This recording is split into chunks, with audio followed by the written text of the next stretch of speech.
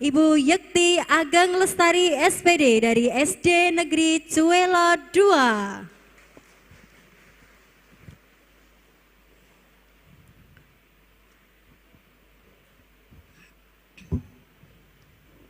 Dan selanjutnya, Ibu Titin, Kepala BPGPDIY atau yang mewakili, yang kami hormati Kepala BBPP MPV Seni Budaya, yang kami hormati Kepala Balai Penjamin Mutu Pendidikan atau yang mewakili, yang kami hormati para fasilitator, pengajar praktik, beserta yang kami banggakan para CGP Angkatan 8 Kabupaten Gunung Kidul, beserta hadirin tamu undangan yang berbahagia.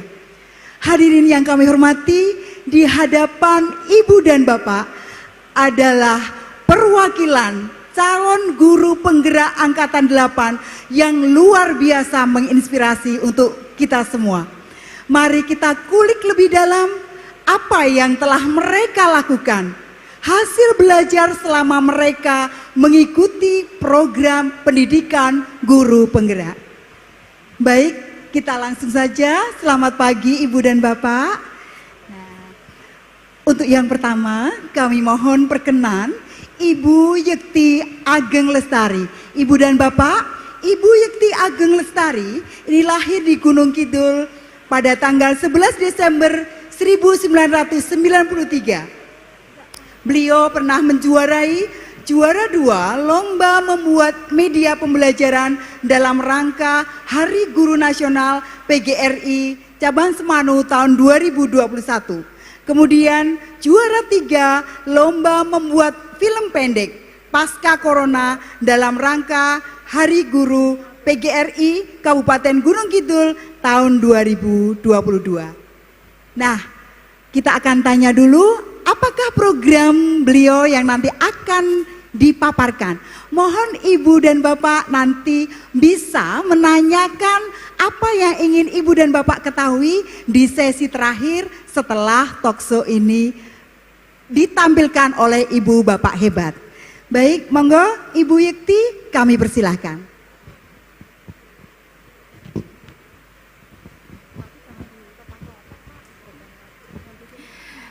Baik, terima kasih Ibu telah memberikan kesempatan kepada diri saya untuk berada di panggung ini, panggung yang luar biasa.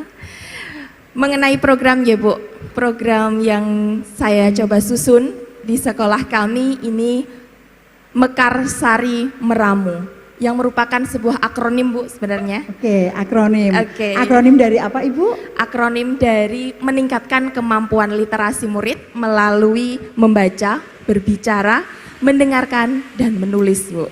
Oke, baik. Tentu Ibu dan Bapak yang ada di sini pasti akan penasaran apa itu Mekarsari ya? Betul sekali. Ya. Monggo Ibu Yekti disilahkan langsung memaparkan dari presentasinya. Monggo disilahkan.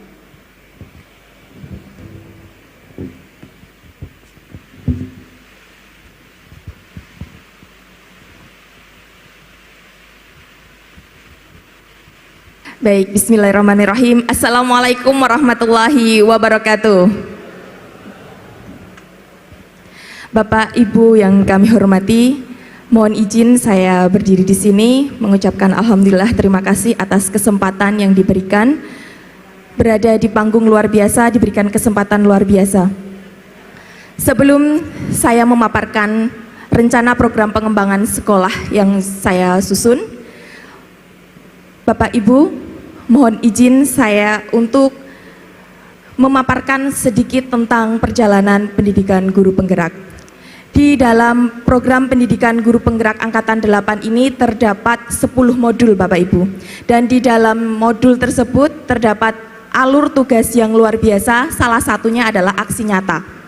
Setiap tugas yang kita buat, setiap modulnya terdapat aksi nyatanya. Salah satunya aksi nyata yang saya buat di sini adalah Mekarsari Meramu yang sudah terintegrasi dari 10 modul yang saya pelajari di PGP Angkatan 8 tahun 2023 ini. Mekarsari Meramu ini merupakan sebuah akronim Bapak Ibu dari meningkatkan kemampuan literasi melalui membaca, berbicara, mendengarkan dan menulis. Kalau kita mendengar kata literasi sudah tidak asing lagi nggih Bapak Ibu, selalu digaungkan di setiap satuan pendidikan dan saya yakin di setiap sekolah, setiap satuan pendidikan sudah ada program gerakan literasi sekolah. Lalu mengapa saya membuat program ini yang nyata-nyatanya sudah ada? Dalam sebuah program jika dilaksanakan terus-menerus sudah ada evaluasi, perlu inovasi nggih Bapak Ibu. Oke, berikut adalah latar belakang mengapa saya memilih kegiatan literasi. Yang pertama adalah kemampuan literasi murid itu harus ditingkatkan. Dari buku catatan literasi yang ada di kelas, yang ada di sekolah, terdapat kegiatan siswa itu yang monoton. Lalu yang berikutnya adalah dalam asesmen nasional berbasis komputer dan juga asesmen standarisasi pendidikan daerah Bapak Ibu, terdapat literasi numerasi yang sangat kompleks dan itu membutuhkan pemahaman yang lebih dari anak-anak kita. Lalu di sekolah kami, SD Negeri Colo 2, saya menyapa Ibu Kepala Sekolah saya dulu, Ibu Tari. Ya, di sekolah kami memetakan kekuatan. Jadi latar belakang ini didasari dari kekuatan atau aset modal yang dimiliki sekolah, bukan dari hambatan, bukan dari kekurangan, bukan dari kelemahan-kelemahan yang kita miliki, tapi aset atau modal yang kita miliki. Baik itu modal manusia, fisik, sosial, budaya, kemudian finansial, politik, dan lingkungan yang sudah kami petakan sebelumnya. Dan yang keempat di sini adalah terdapat fasilitas laptop, Chromebook, LCD proyektor dan lain sebagainya. Memiliki koleksi buku di perpustakaan yang cukup bervariasi nggih Bapak Ibu. Kemudian yang tidak kalah pentingnya, kepemimpinan murid ini harus dikembangkan. Jadi tidak stuck di situ saja. Berpihak pada murid sehingga profil pelajar Pancasila dapat terwujud. Memang di setiap satuan pendidikan terdapat kegiatan literasi dengan caranya yang berbeda-beda. Termasuk salah satunya misalkan hanya membaca, menulis repeat seperti itu. Anak-anak kan menjadi bosan nggih. Kemudian berdasarkan wawancara dengan murid, di sini meliputi aspek suara, pilihan dan juga kepemilikan murid. Mereka lebih suka jika kegiatan literasi ini disesuaikan dengan minat dan bakat mereka. Selama ini mungkin kita lengah. Kita jadi guru hanya menyuruh anak untuk seperti ini, tanpa kita mengetahui apa minat dan bakat yang atau potensi yang ada dalam mereka. Jangan sampai kita menyuruh literasi anak, tapi sebenarnya anak ini punya potensi menggambar luar biasa, kita suruh menulis saja. Anak ini punya kemampuan public speaking yang bagus, tapi kita suruh menulis, itu kurang sesuai nggih. Jadi kita coba untuk sesuaikan dengan potensi atau minat bakat anak. Next. Dalam sebuah program tentu memiliki tujuan nggih Bapak Ibu. Yang pertama tentu untuk meningkatkan kemampuan dan melatih keterampilan literasi murid. Jadi ini akan menjadi kebiasaan, menjadi habit, kemudian memperluas wawasan. Ketika wawasan mereka luas, maka dapat mengembangkan minat dan bakat muridnya.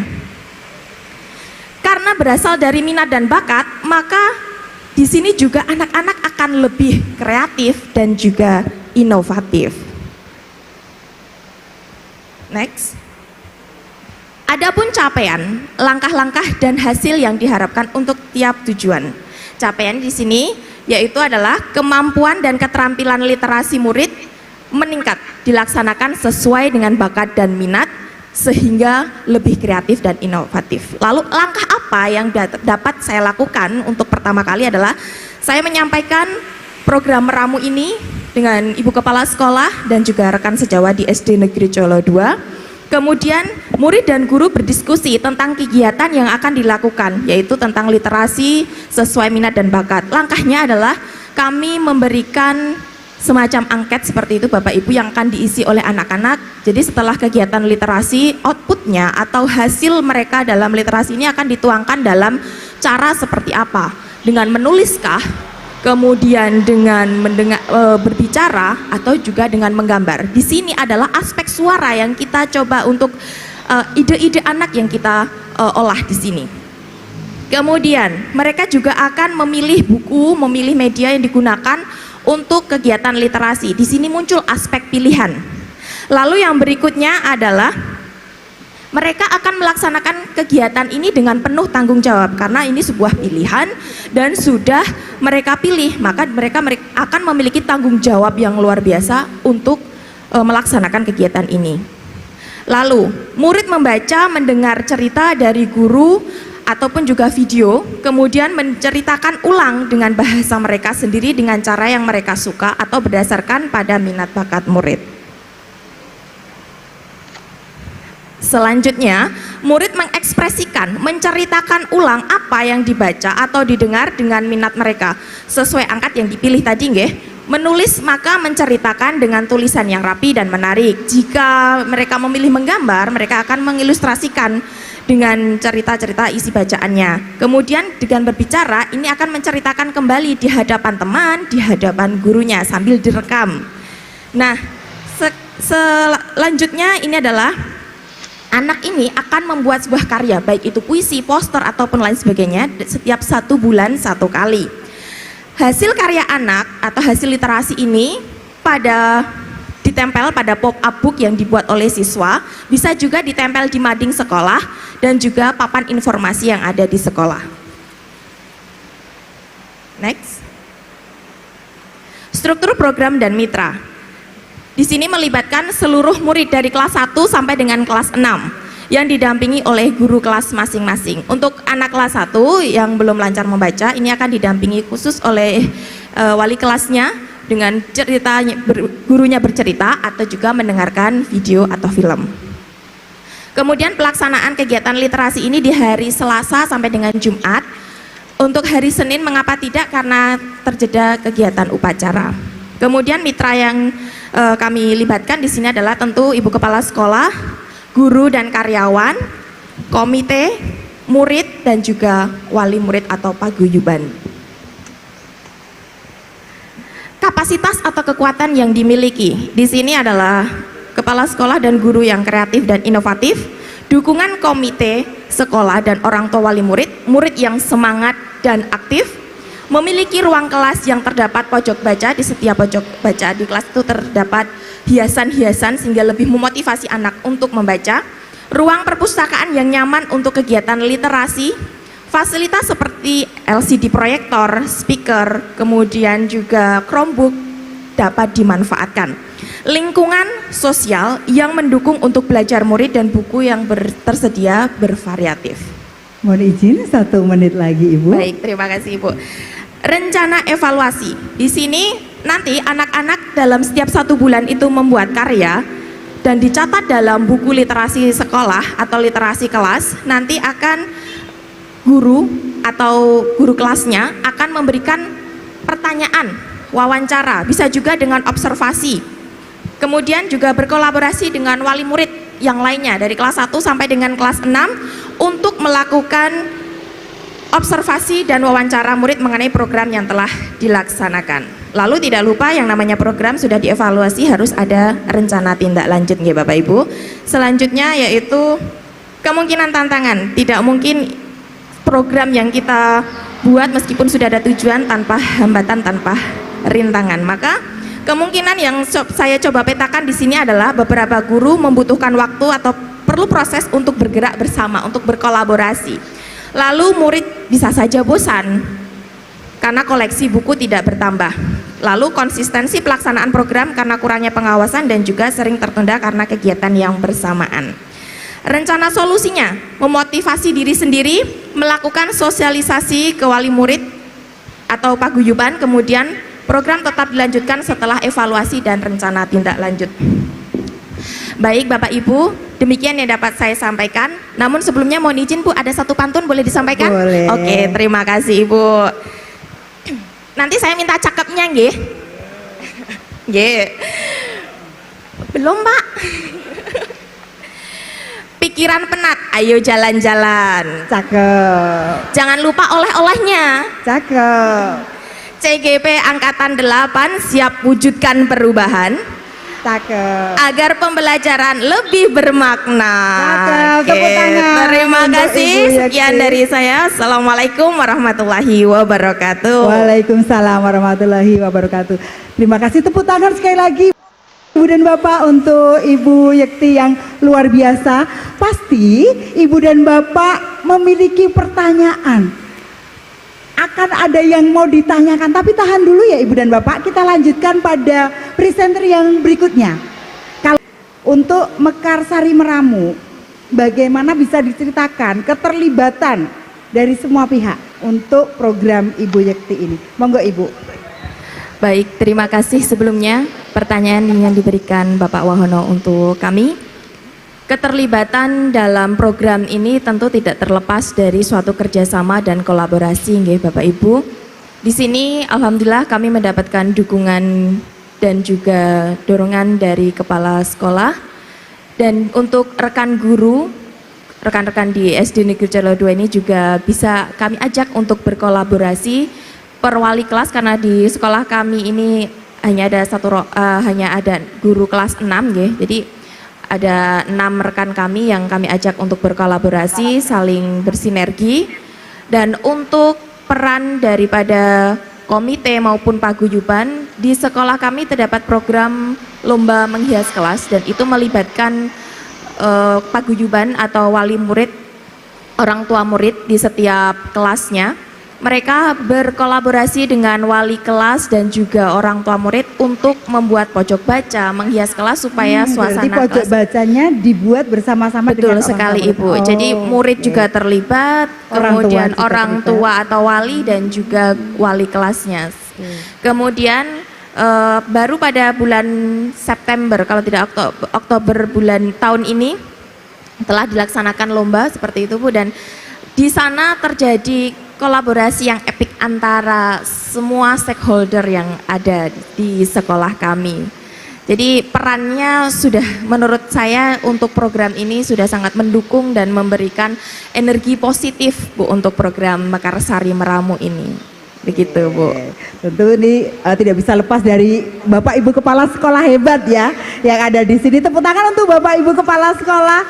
Ya, baik. Bagaimana Bapak Wahono, apakah sudah terjawab? Terima kasih Ibu atas pertanyaan ataupun pertanyaan yang diberikan kepada kami.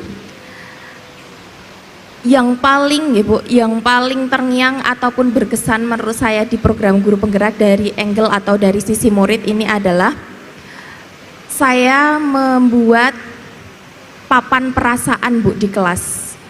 Jadi saya dulu sebelum mengikuti PGP ini merasa kayaknya aku kena jadi guru wes gitu. Ternyata kisinan gue loh.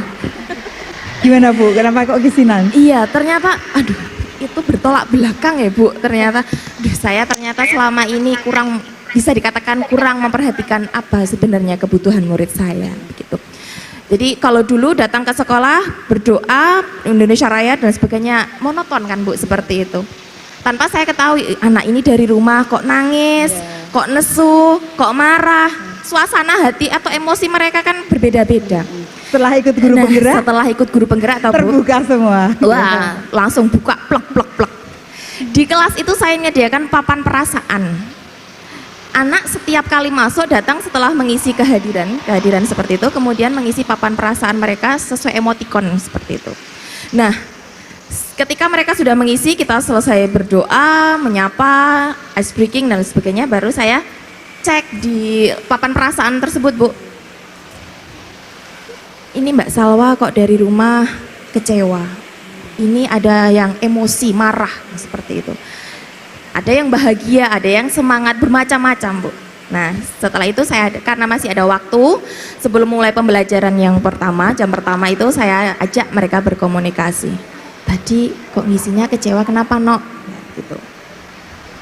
Tadi itu Ibu ini loh Bu, marah-marah dan sebagainya. Jadi berarti anak ini dari rumah sudah membawa suasana yang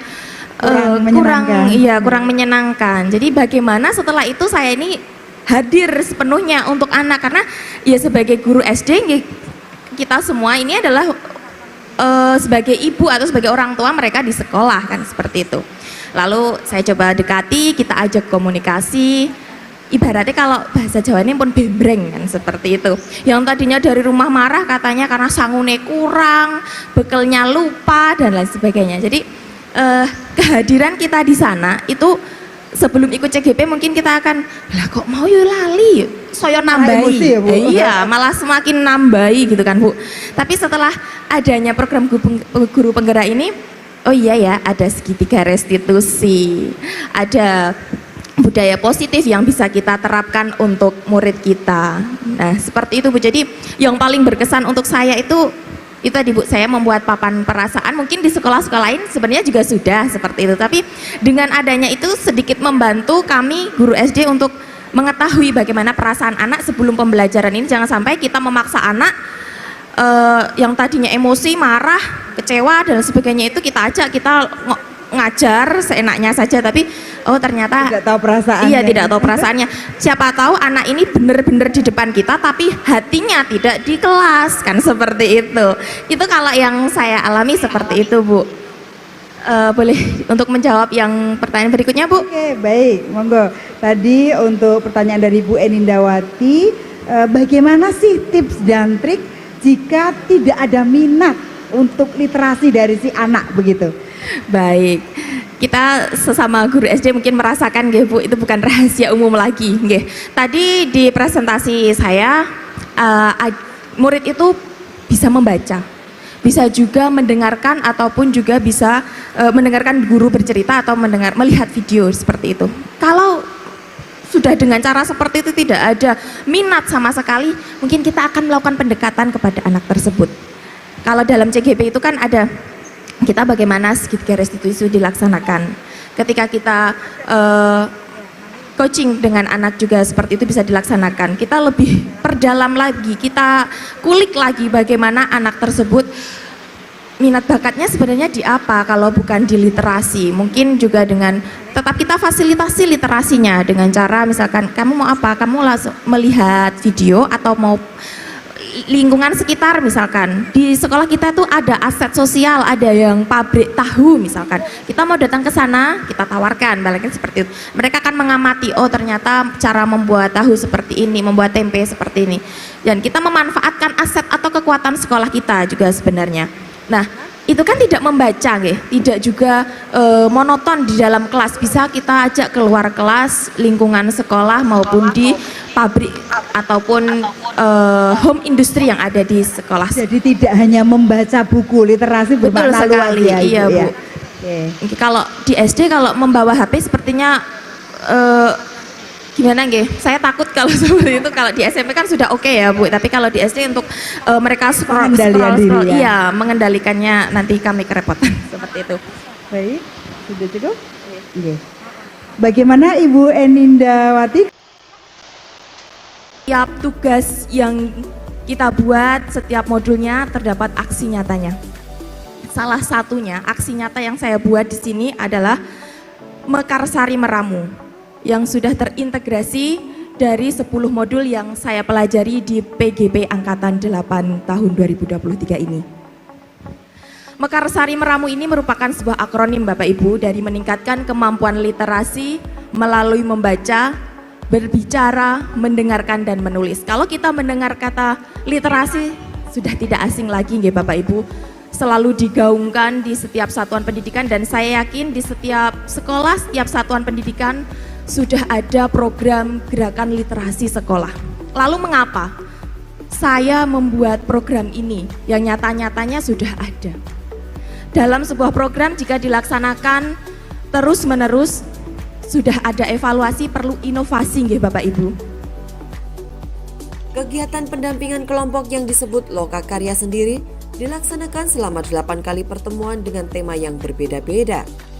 Sementara itu, Kepala Dinas Pendidikan Kabupaten Gunung Kidul Nunuk Setiawati mengatakan, kegiatan yang diikuti oleh calon guru penggerak mulai dari jenjang TK, SD, SMP, SMA, dan SMK di Kabupaten Gunung Kidul agar bisa saling bersinergi dan berkolaborasi